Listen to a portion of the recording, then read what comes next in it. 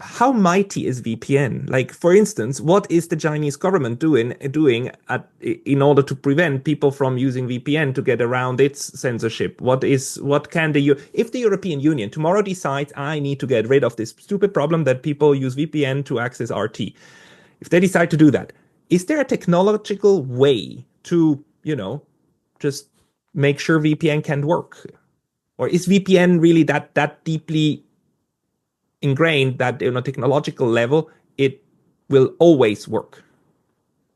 Well, it depends what kind of VPN you use. The Some VPNs are very easy to be blocked, Mm. right? So some VPNs have very basic old school technology that the sensors can easily block the same way they block Twitter or Facebook or Google, they block the VPN, no problem. Other VPNs are much more sophisticated, and it's very hard to block them. It depends on the technology that's used.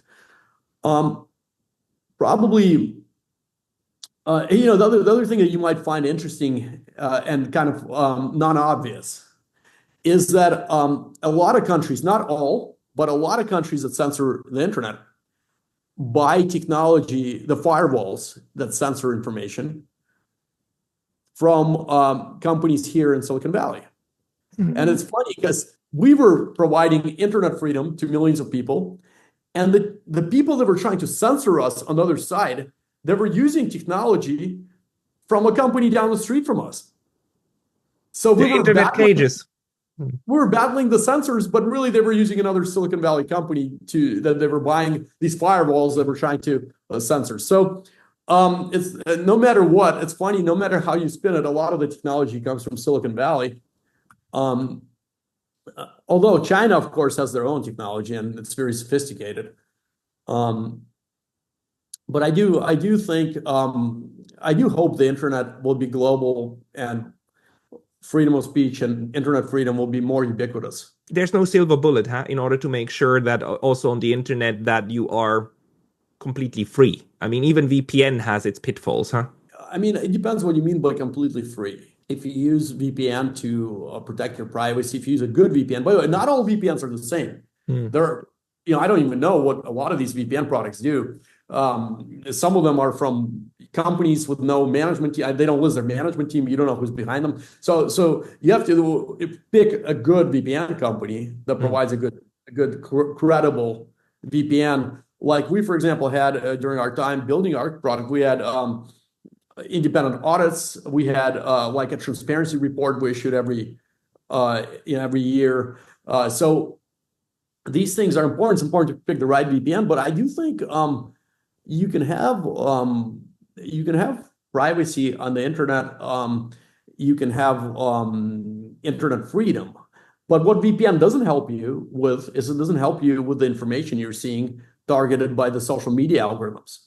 It doesn't help you with the information you're seeing from the legacy media.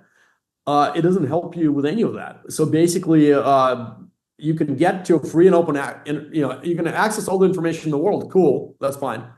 But that doesn't mean that you can find the truth. It doesn't mean that you can find different opinions. You can be stuck in an echo chamber. VPN doesn't help with that.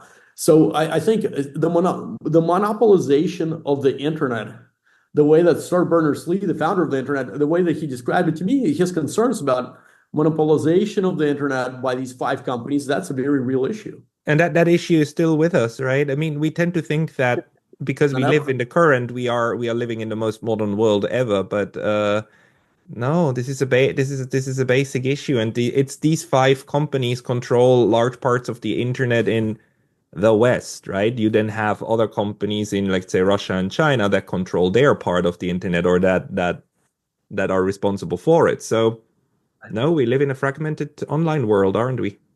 It's fragmented, but I would say it's become more fragmented over the last number of years. And I hope it will swing the other way around and it will become less fragmented. My hope is that the craziness of trying to separate the world into these blocks and separate technology and do things, separate the internet and separate information. I hope all that craziness will go away and we can have a future that's more interconnected more peaceful, where major global powers come together to collaborate in dialogue, diplomacy, and peace, and work together in innovation versus doing what's been happening for the last few years. So very hopeful, but who knows?